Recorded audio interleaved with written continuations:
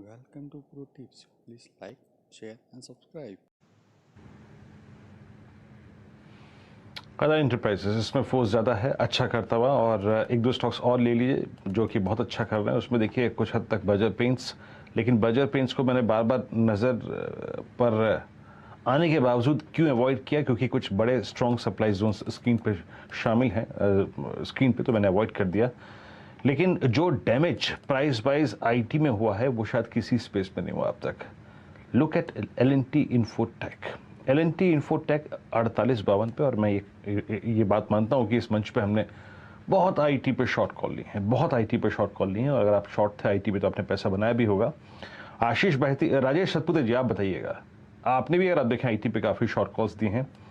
इसका logical target 4852, और मेरे ख्याल से जिस दिन इसके नतीजे आए थे, पता नहीं मॉर्गन स्टैनले का व्यू था या किसका था, 4300 का सेल टारगेट दिया था उन्होंने, और अभी अभी जहन में मेरे वो एकदम से अगर आप देखें टारगेट आ गया, तो इसलिए मैंने इसको इस्तेमाल कर लिया, डिस्कशन में शामिल कर लिया।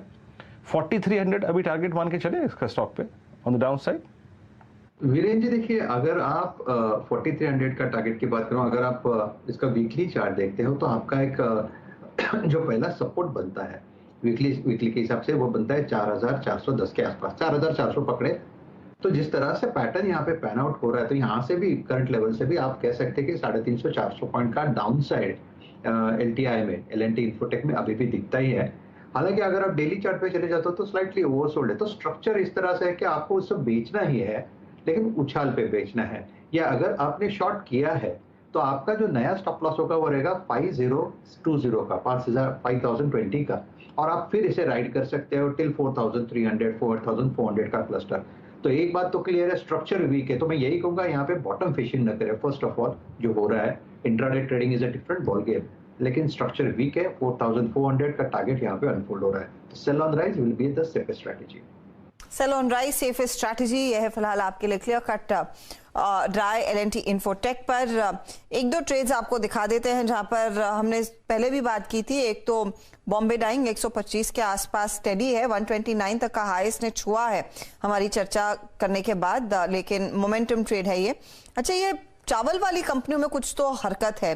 KRBL 252 पर, चमनलाल सेठिया जैसा काउंटर 5% तक की तेजी दिखाने में कामयाब है, तो यहाँ पर थोड़ी बहुत एक्टिविटी बनती हुई। लेकिन आप देखिएगा जो एक तरफा मंदी है वो दरअसल निफ्टी में कायम है, खासतौर से आपके PSUs के कॉन्टेक्स्ट में। कोल इंडिया 6.5% के नुकसान पर इस समय ट्रेड करता हुआ, BPCL 6% की गिरावट पर ट्रेड करता हुआ, तो ये प्रेशर पॉइंट्स हैं। ONGC भी आज करीब 2-2.5% के नुकसान पर। इनफैक्ट जब BPCL का जिक्र हो रहा था, मैं शरद आपसे एक राय लेने वाली थी। आपको क्या लग रहा है कि अगर किसी ने इस स्टॉक को होल्ड किया है, लिया है इस उम्मीद में कि विनिवेश होगा, कोई ना कोई आकर खरीदेगा, और अब ये सरकार फिर से इसे रीसेट करने वाली है अपने डिसइन्वेस्टमेंट प्रोग्राम को, क्या किया जाए? वो एक बार निकाल दें और जब